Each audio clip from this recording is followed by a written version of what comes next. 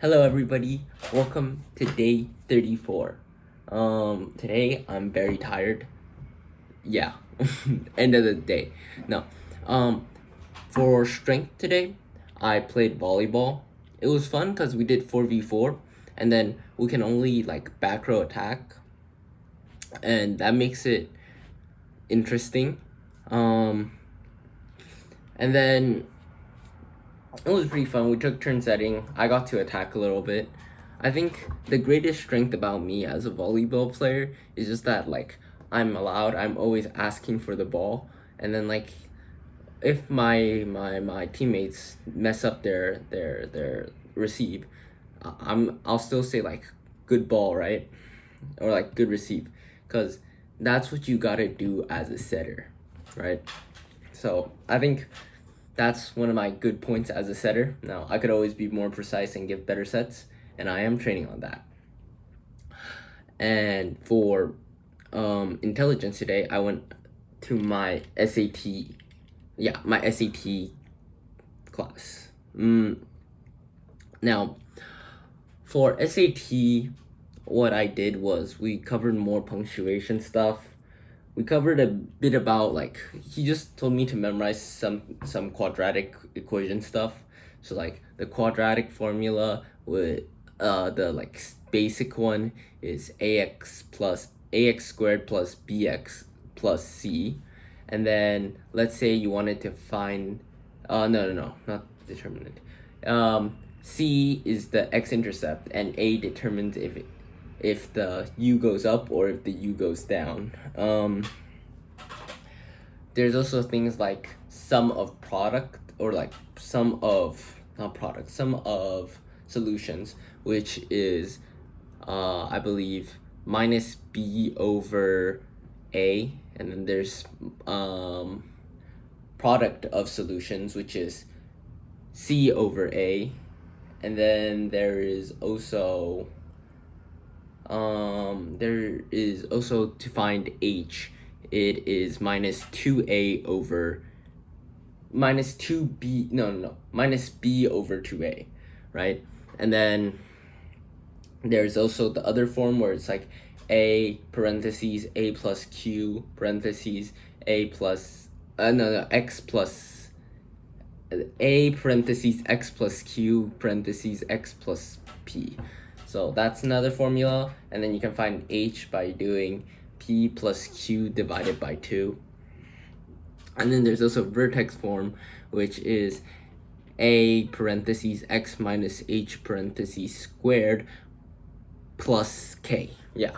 And then for punctuation, in some questions, something will be covered where it's some punctuation will be paired, right? If it's independent clause, dependent clause in the middle, and then the finishing part of the independent clause on the other side, you'll have to have two parentheses there. Not parentheses, two commas. And then if you have an opening parentheses, you have to get the closing parentheses, and if you have an opening dash, you also might need a closing dash. So they come in pairs, and you need to figure out what pairs with what, which is pretty easy, right? So that's that. I'm also okay. For discipline, I kept track of my time, and I didn't. Yeah, I just kept track of my time and schedule today. I want to run through my schedule a little bit just to tell you guys how busy I was.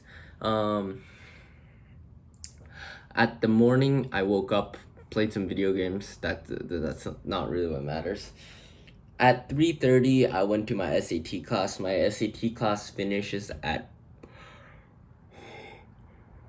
3:30. I went to my SAT class. I crushed the vocab test, then had my SAT class up till I believe 6 p.m. 6 p.m. Then from 6 p.m. I took around an hour a bus ride with Metro to get to the volleyball place, and I went from 7:30. No, not 7:30. 7.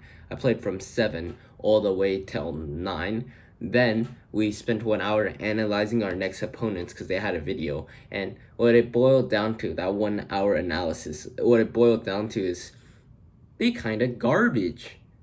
Like, we should have no problems beating them. And we will have no problems beating them. After that is we went to eat McDonald's, and I came home at 11. So, like, Christ, I'm tired. This also means I didn't do my AP mock questions. So I just gotta be honest with you guys, I did not do my AP mock questions. Now, on to the fun topic. You guys may have heard, but people are crypto betting on who is the next pope. Now, currently, the the most popular option is the Filipino cardinal, pope candidates, right? Currently, the most popular candidate is what is it? Luis Antonio Gokim Tagle. He is Filipino, and yeah. Now, he might be a good option. There's also other guys who might be a good option, but let me tell you the real best option. His name starts with a P. His last name starts with a P. Who am I talking about?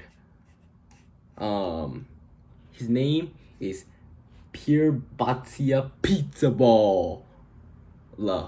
Pizzaballa. If I was a cardinal, I would vote for Pizzaballa. Imagine Pope Pizzaballa as our next pope. This guy is goated. He's 60 years old, which is one of the on the like younger side. He's also like he's something related to Jerusalem. I did some small research about him, but I said for ChatGPT, here's my ChatGPT term. Who is Pier Pazia Pizzaballa, and why is he gonna be the next pope? Explained in League of Legends term. So basically, he's a late game scaling support. He's getting tons of XP. He's building the correct items, right?